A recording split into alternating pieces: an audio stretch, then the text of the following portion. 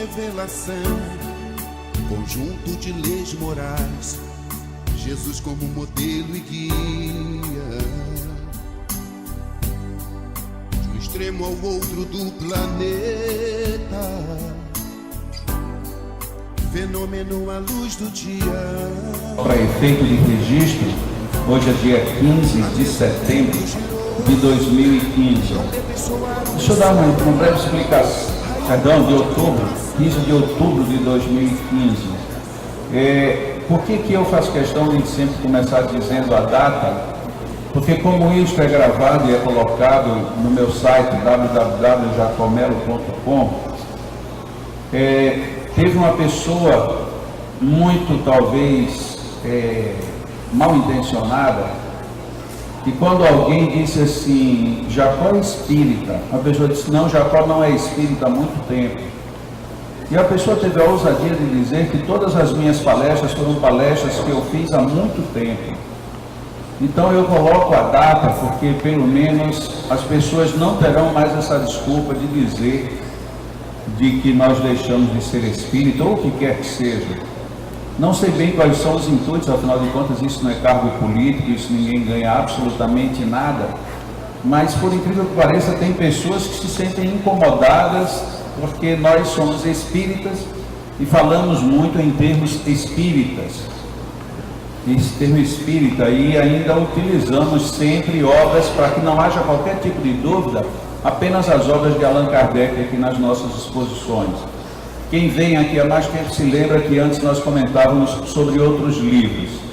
Tenho feito questão absoluta de só comentar em cima de Allan Kardec, para que a gente perceba de que a doutrina espírita é muito grandiosa, para que a gente precise ficar dando opiniões em excesso e a maioria sem muito apoio.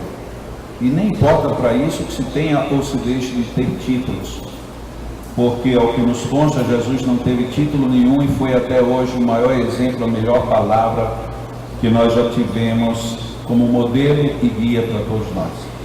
Eu abri aqui então o livro O Céu e o Inferno, na segunda parte, no capítulo 2, quando Allan Kardec investiga sobre os espíritos felizes. E olha que coisa interessante, o espírito Van Dorst, que era um antigo funcionário falecido em Antuérpia em 1863 e estava, à ocasião, com 80 anos de idade.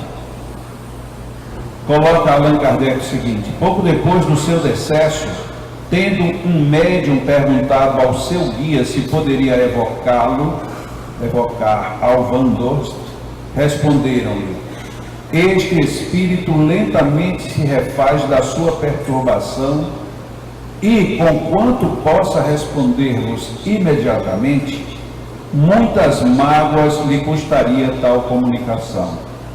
Peço-vos espereis ainda uns 4 dias, pois até lá ele saberá das boas intenções manifestadas a seu respeito e a elas corresponderá amistosa e gratamente. Decorridos os 4 dias, recebemos a comunicação seguinte: meu amigo, bem leve na balança da eternidade foi o fardo da minha existência, e no entanto bem longe estou de ser feliz. A minha condição humilde e relativamente ditosa é de quem não fez o mal sem que por isso visasse a perfeição. E se pode haver pessoas felizes numa esfera limitada, eu sou um desse número. O que sinto é não ter conhecido o que ora conheceis, porque a minha perturbação não se prolongaria por tanto tempo, seria menos dolorosa. A mensagem prossegue, quem quiser lê-la em casa, livro O Céu e o Inferno, segunda parte, capítulo 2, a mensagem do Espírito Van Dorst. Interessante porque fica bem a propósito quando nós falamos que falar de espiritismo tem que ser falar dentro da base espírita. A gente percebe que somos muito mal informados via de regra. Não porque a base espírita não tenha informado, mas parece que nós, que nos colocamos como espíritas, fugimos um pouco da base para ficar elencando hipóteses pessoais. Neste comunicado, fica bem evidente um espírito praticamente recém-desencarnado, recém-morto, é evocado numa reunião séria para falar. Olha que procedimento interessante. Em vez de se evocar direto o espírito, se evoca em primeira instância o guia, o orientador do próprio espírito. O que já dá um outro upgrade, ou seja, uma situação de superioridade para a própria manifestação. Coisa extremamente rara no meio espírita, a gente chamar elementos superiores quando queremos falar com a base ou com os inferiores. Segundo ponto, esse orientador vem e diz, ele poderia responder, mas ficaria com mágoas. Mágoas, bem se percebe que não é a mágoa com o contexto que nós temos, mas a mágoa seria constrangimentos por conta da recém-desencarnação. Mas se pede um prazo não longo, um prazo só de 4 dias. Depois de 4 dias ele voltará. Por quê? Porque mesmo tendo sido um espírito, teoricamente, do bem, e ainda por cima desencarnado no limite das suas energias vitais, portanto sem ter graves comprometimentos de excesso de energia vital no corpo, ele ainda precisava dissipar tudo isso para que uma manifestação não lhe deixasse impregnações negativas. Na nossa colocação em casa, quando eu digo em casa, eu digo na casa, as mediúnicas que fazem atividades com manifestações de espíritos desencarnados, nós costumamos dizer aleatoriamente, não, a pessoa desencarnou, então tem que passar anos para vir se comunicar.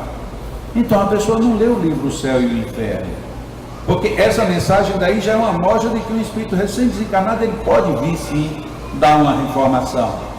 Tem um amigo de Allan Kardec que quando desencarnou foi convidado no dia imediato à desencarnação a vir dar uma manifestação, e ele veio. Ele não veio muito tempo depois, veio no dia seguinte. Mas aí nós poderíamos dizer, este outro espírito, o senhor Sanson, era um espírito elevado, era um homem de muita nobreza de caráter moral. Esse outro que nós acabamos de ler, o Van Drost, é um espírito que também se coloca como um espírito feliz, era um espírito que não tinha comprometimento com o mal. Mas quem for continuar a leitura do Céu e o Inferno, vai encontrar Allan Kardec evocando espíritos suicidas, e que tinham se suicidado há muito pouco tempo. E o que acontece? Eles vêm também. Ora, por que é que nós temos tanta dificuldade de estabelecer contato com os nossos entes depois que partem? Tem alguns motivos. Primeiro, não temos médiuns dispostos a se preparar para isso. Segundo, se eles se preparam, a própria casa começa a tolher, dizendo que isso é fascinação. Terceiro, nós não acreditamos nos médiuns. E quarto, não acreditamos na vinda dos espíritos. Aí ficam de fato todos os meios fechados para que a gente entre em comunicação com os espíritos. Na nossa casa, aqui no Leandro, nós não temos ainda um trabalho mediúnico nessa direção. Estamos presentemente com o primeiro grupo exercitando os primeiros passos dentro da comunicabilidade com os espíritos. Mas é óbvio que lá amanhã, algum dia, logo depois, nós teremos que ter essa condição. Porque se não for assim, para que adianta a mediunidade? Só para dizer eu acho, ou eu penso, ou eu sinto? Para dizer eu acho, eu penso, ou eu sinto, eu não preciso de mediunidade. Eu acho isso bonito, eu acho aquilo feio, eu acho isso agradável, acho aquilo desagradável e assim sucessivamente. O que nos falta, a mim me parece, é nós termos base. Falo até agora da base espírita, mas e se nós não formos espíritas? O que nos falta? Falta a base de fé, falta a base de confiança. Nós não temos fé nem confiança em nós mesmos. A grande ausência de fé no mundo não é a falta de uma fé religiosa, é a falta da fé em si próprio. Nós não acreditamos nas nossas forças, nós não temos certeza do que nós conseguimos. E por que não temos certeza?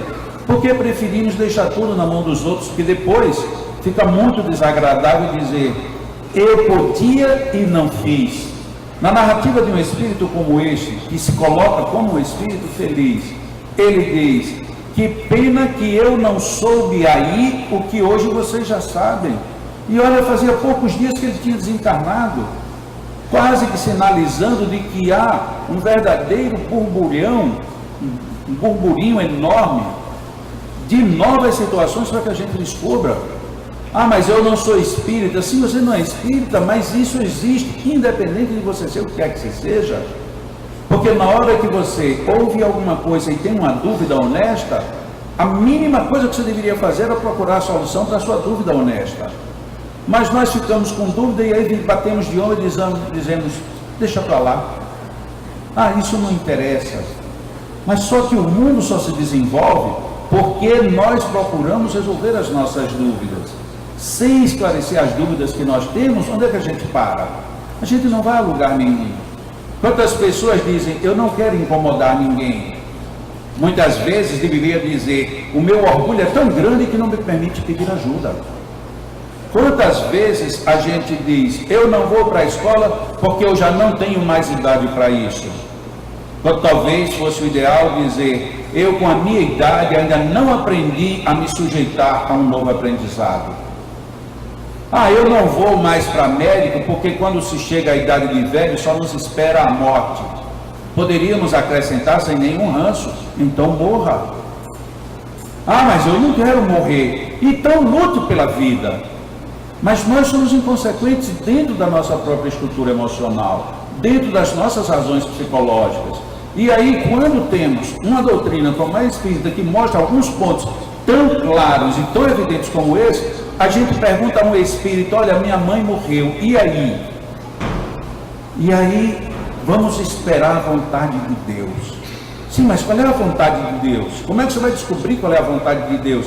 Ah, eu não sei, no dia que aconteceu, eu vou saber. No dia que acontecer, você não vai saber, porque você não vai estar preparado. Ah, eu tenho uma pessoa minha muito querida que eu nunca vi, nunca recebi uma mensagem, nunca ninguém me disse nada. Eu sonho com ela todas as noites. Quer dizer que você sonha com ela todas as noites e não adianta de nada? Você está pensando que você vai ver alguém que desencarnou como? Ela vai se materializar, vai dizer: olha, eu morri, mas eu estou viva. Como? Eu vou buscar aquela cadeira para você se sentar. Isso não vai acontecer nunca. Não é assim que ia se dar a manifestação espiritual. Mas nós ficamos criando um entorno falso para depois dizer que nada aconteceu porque nós não vimos. A passagem de Jesus narrando a parábola do homem rico, que chega do outro lado e pede: Senhor, manda então algum anjo, algum dos teus anjos, manda ir lá na minha família, porque está todo mundo perdido. E a resposta de Jesus é extremamente elucidativa. Eles já têm Moisés e os profetas, que os escutem. Nós já temos tudo isso. Nós às vezes vamos a reuniões mediúnicas, queremos apenas um recadinho particular. Ninguém precisa de recado particular, ninguém. O maior e o melhor recado particular que nós precisamos está dentro de nós. São as minhas próprias dúvidas. Ah, eu tenho dúvida de que Deus existe, por exemplo. É uma dúvida muito cruel, mas eu tenho dúvida de que Deus existe. Ok, e o que você está fazendo para matar essa sua dúvida? Eu nada, deixa para lá, cuidado, porque vai dar errado essa tua conta. Você já imaginou uma pessoa que você quer muito bem, cabelo branco, vai desencarnar sem acreditar em Deus e sem querer saber dele? Aí chega lá no mundo espiritual e diz: o mundo acabou. Ele diz: mas acabou como se você está aqui? Não acabou porque eu não acredito que tenha nada depois da vida. E por que não tem nada depois da vida? Porque não tem Deus. Pois é, então não tem Deus, não tem nada depois da vida, e você é o que agora? É um zumbi? Aí ele vai dizer: mas não é mesmo? E nem vai poder chegar lá no plano espiritual e dizer: mas eu não sabia de nada disso. E eu daqui de baixo vou dizer: sabia sim, porque você toda quarta-feira estava lá me ouvindo. Ele agora fica rindo quando eu digo isso.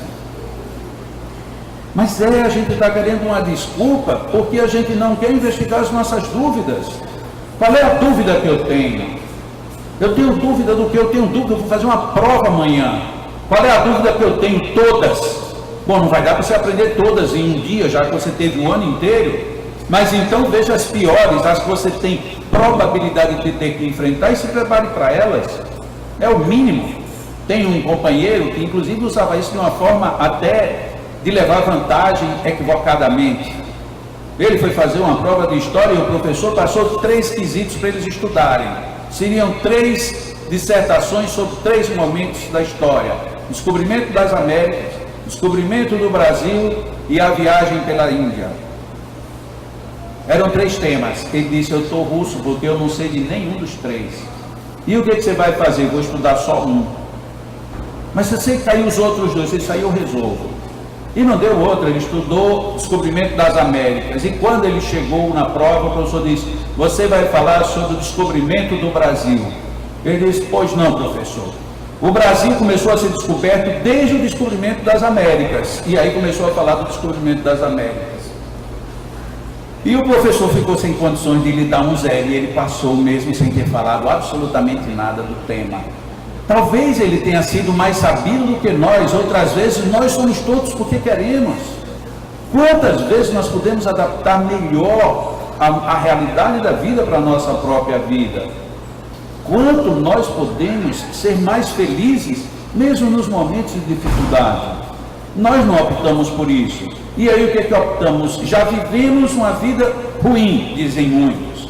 E aí quando morre tem uma morte ruim, muitos também comentam. E quando estão do outro lado, diz: agora está a desgraça feita, porque nem eu posso votar, nem ninguém me escuta, nem ninguém me chama. Por quê? Por conta da nossa cultura. Nós temos feito uma cultura terrivelmente equivocada em 2 ramos. Em relação com os idosos. Achamos que não vamos ficar idosos. Se não ficarmos é porque vamos morrer muito cedo. Então não é vantagem. Segunda, uma falsa cultura de não comunicação com os mortos. Tem pessoas aqui que dizem que amam Dona Dagmar, mas se Dona Dagmar abraçar agora e falar no ouvido: eu estou com você, vai ser um Deus nos acuda aqui dentro desse auditório. Porque a gente acredita, a gente pensa, a gente gosta, mas fique lá. Aí na hora que a gente tem alguém que a gente quer aqui, a gente não consegue atrair. Por quê? Porque o nosso instinto é de repulsão. A gente repudia o tempo inteiro a comunicação com o mundo espiritual. Os espíritos estão à disposição para se comunicarem. Eles têm saudade, eles sentem falta, eles continuam querendo o bem. Eles por eles se aproximariam. Então por que não acontece isso? Porque não damos espaço. Não damos espaço enquanto médiuns, enquanto casas, não damos espaço enquanto seres humanos, não damos espaço nem mental, nem psicológico, nem emocional nenhum. Como é que esses espíritos vão se comunicar conosco? É a mesma coisa de dizer: eu gostaria muito de ficar bom, mas eu odeio tomar remédios. Não tomo remédio, não fico bom e acho que o mundo está contra mim. O mundo não está contra ninguém, pelo contrário, a natureza é a favor de absolutamente todos nós. Nós é que não cuidamos devidamente do que nós somos convidados, até compulsoriamente, a ter que cuidar, que é da própria vida. Sabemos que temos obrigações com seres, com parentes, com amigos, mas a primeira grande obrigação que nós temos é conosco mesmo. Mas nós nos descuidamos excessivamente. Nós deixamos para lá quase tudo, absolutamente quase tudo. Se vamos fazer exercícios, queremos fazer demais, é um desrespeito. Ah, mas eu não gosto de exercício, aí não fazemos nenhum, é outro desrespeito. Ah, eu não gosto de tal comida, então só vai comer comida errada. Não, mas a culpa é de Deus. Talvez até em algum caso Deus tenha a culpa. Por exemplo, para que Deus deixou fabricar em Coca-Cola? Ele não deveria ter deixado. Porque é uma tristeza, a pessoa demora para gostar daquilo. Depois que gosta, para deixar de gostar é o fim do mundo. Mas não quero brigar com Ele. Ele é o Senhor da vida. Ele me deu o meu corpo para saber o que eu devo dar ao corpo. Eu dou se eu quiser. Ah, mas é que é muito difícil. Enquanto você achar que é difícil, é difícil. Eu posso sim me comunicar com os seres espirituais. Ah, mas eu não conheço nenhum médium, ninguém me dá nenhuma resposta simples. Regra básica para todo mundo. Quer comunicar com os seus mortos, mas não quer ver, não tem medo? Ótimo. Mas quer se comunicar? Quero. Todas as noites, antes de dormir, na sua oração, faça uma oração e peça a Deus: Pai, ajuda-me para que eu me encontre com este ser querido. E a gente vai se encontrar. Várias pessoas até hoje me perguntam: Jacó, como é que está a sua mãe? Eu digo: está ótimo. Mas como é que você sabe? Eu disse: eu sei, ela deixou a bronca na minha mão e foi embora. Para ela está de férias. Foi uma beleza para ela. Não, Jacó, mas falando sério, como é que ela está? Ela está muito bem. Mas alguém comunicou? Ninguém precisa comunicar, nem ela. A lógica vai dizer isso. Porque se a lógica da vida não for essa, uma pessoa que tenha um comportamento digno ao longo da vida e que seja boa, se quando desencarnar não estiver bem, está tudo errado. Ela está bem. Mas você a vê em sonho várias vezes. Você a sente muitas vezes. Muitas vezes eu estou aqui mesmo no Leão e sinto que ela está por perto. Você vê? Não preciso ver. Eu sei que ela está. Porque também se ela tivesse ido embora e nem como espírito estivesse aqui, aí o negócio estava russo. Ela sabe que quando eu desencarnasse ia ter briga do lado de lá, então não tem jeito. Ela, de vez em quando, ela consegue uma licença lá com os amigos lá de cima e diz: olha, hoje eu vou lá para o Leão. Por que você vai? Eu vou porque senão Jacó vai me dar uma bronca. Temos que acreditar no bom senso. O Espiritismo é bom senso. Deus é bom senso. Jesus, o seu Evangelho é bom senso. Sem bom senso nada disso funciona. Nós podemos sim comunicarmos com os nossos amigos espirituais. Oremos antes de dormir. Oremos. Convidemos-nos. Digamos a Ele do nosso amor. Eles sabem que nós sentimos saudade. Eles vêm. Agora não vamos pedir assinatura e passar em cartório, porque isso não funciona. Deixa vir. Recebam-nos em sono. Já pensou uma pessoa que não acredita em Deus, de noite sonhar com a irmã que desencarnou quase nos seus braços, e ela chegar e dizer assim para o seu irmão: meu irmão, muito obrigado por você ter levado o João lá em casa para ele me aplicar uns passos. Já pensou que coisa maravilhosa? E ela vir sorrindo para ele e dizer: pois é, graças a Santa Teresinha que lhe levou lá para o Leão fazer. Deus Pai amado, Pai de infinito amor e misericórdia, aqui estamos todos nós reunidos sob as tuas bênçãos. O teu amor é tão grande que quando temos o mínimo cuidado de buscar, seja na internet, nos atlas, nos livros, figuras que retratem a nossa galáxia, que retratem o universo, os astros no espaço sem fim, não temos como duvidar da tua grandiosidade. Não é possível que algo ou alguém que tenha tido a inteligência suprema de estabelecer todos os padrões universais, colocar tudo isto num equilíbrio perfeito, em movimentos que favorecem a que a vida se expanda sempre. Não seria possível, Deus, que tu não fosses também tão generoso com este universo que se chama eu, que somos cada um de nós. Muito obrigado, Deus, porque com tanta grandiosidade ousaste confiar em cada um de nós. Deste-nos um corpo com limitações que precisamos delas, seja para aprender, seja para superar, seja para modificar. Nos desse, Senhor, uma inteligência que nos favorece a perceber a tua grandiosidade em absolutamente tudo, porque quando mergulhamos no microcosmo, descobrimos novos e grandiosos universos.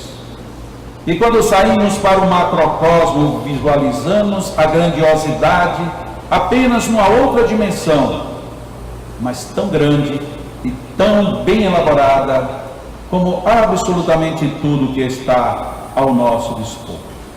Muito obrigado, Deus, porque nos deste vida. Muito obrigado, Deus, pela essência que somos.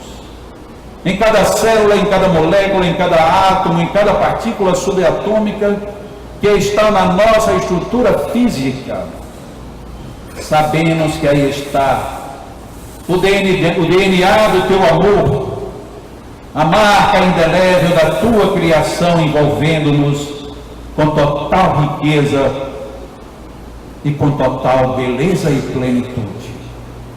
Muito obrigado, Deus, que nos permites conversarmos, confabularmos com os nossos amigos queridos que partem para o outro lado da vida, e de lá nos intuem ideias, pensamentos, tudo grandioso, nada mesquinho, nada pequeno. Muito obrigado, Deus, porque nos destes a cada um de nós, sem qualquer regateio de tua parte, anjos protetores, almas grandiosas, iluminadas, que têm pacientemente nos acompanhado ao longo de nossas jornadas, orientando-nos, inspirando-nos, fortalecendo-nos, apoiando-nos, convidando-nos para nos reerguermos novamente e prosseguirmos sempre sem detenças. Muito obrigado, Deus Pai maravilhoso e bom. Muito obrigado, Deus, porque nos permites que nesta manhã, assim como em muitas outras, nos encontramos e ainda nos encontraremos aqui e em qualquer lugar, para pensar sobre o teu amor, para pensar sobre a tua generosidade, para pensar no universo enorme que está dentro de cada um de nós, e esse universo que ao mesmo tempo é tão pequeno, portanto, tão grandioso, já que nunca o tratas com insignificância. Muito obrigado, Deus de amor, justiça, sabedoria e bondade. Muito obrigado, Deus, porque nos trouxestes aqui nesta manhã mais uma vez. Muito obrigado, Senhor. O teu amor é farto, o teu amor é amplo e profundo, tão grandioso que muitas vezes nos esquecemos dele. Porque talvez, Senhor, por excessos de tua misericórdia, queres que nos impressionemos muito menos com o amor que vem de fora, do que com a necessidade que temos de ampliar o amor interior que temos cada um dentro de nós mesmos. E neste momento em que vários espíritos já nos envolveram, já nos abraçaram, já deixaram seus campos de luz, bênçãos, energias e amores, unem-se agora o fluido magnético dos nossos magnetizadores, cabendo a cada um de nós aqui presente a tarefa abençoada de, com muita alegria na alma, recebermos e absorvermos essas energias, esses fluidos, essas bênçãos, essas luzes para as nossas vidas. Acreditemos e seremos atendidos. Duvidemos e ainda permaneceremos na expectativa das novas descobertas. Mas de forma alguma nos acomodemos na improdutividade. Deus, segundo Jesus nos disse, opera infinitamente e a todo instante. Como a nos dar exemplos de que também a nós é cabível o sentido de ação contínua, como só ia acontecer com os nossos pensamentos. E os nossos pensamentos neste instante devem estar voltados às bênçãos que captamos. Sintam, percebam, absorvam, retenham todas essas bênçãos. Se alguns não poderão receber passes, por quaisquer motivos que sejam, esta é a hora de absorver o magnetismo divino, de Deus, da natureza, dos amigos e protetores espirituais aqui presentes, assim como dos nossos magnetizadores, que aqui estão dando mais um pouco de suas vidas, para que as nossas vidas sejam melhores. Absorvamos pela respiração, pela mente, absorvamos esses fluidos. Deixemos-nos nos invadir por essas bênçãos. Muitos se emocionariam se pudessem perceber o carinho com que uma equipe enorme se desdobra para nos favorecer o melhor nestes momentos. Enterneçam-se, permitindo que esses fluidos formem uma nova aura de vigor, de bênçãos, de novas energias em nossas vidas.